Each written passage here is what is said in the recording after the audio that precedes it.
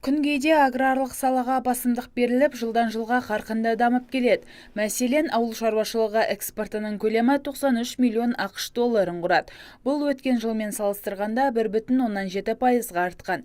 Импорт көлемі 14%-ға кеміген. Жиынға қатысқандарды атқарылған жұмыстар мазаламады. Олар егістік дақылдарына субсидияның әлі берілмегенін және тұқым шаруашылығының құлдырау себебін сұрады.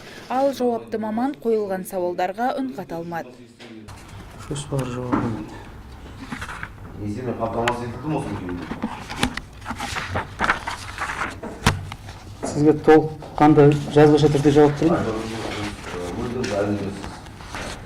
Саланы қолдамаққа биыл аграрлық несие корпорациясына 13,1 миллиард теңге бөлінді.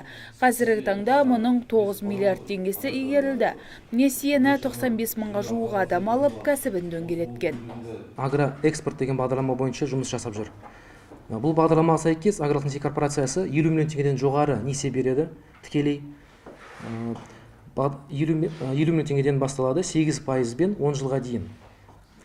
Несиенің потенциальный заемщиктер дейміз, ал клиенттері кімдер болар? Экспортқа шығаратын, өнім шығаратын шаруашылықтар.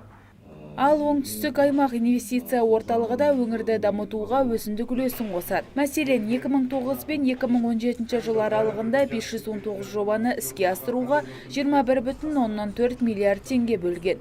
Нәтижесінде 3600 адамды жұмыспен қамтыды. Биыл 500 миллион теңге бөліп, оның 300 миллионына 16 жоба қаржыландырды.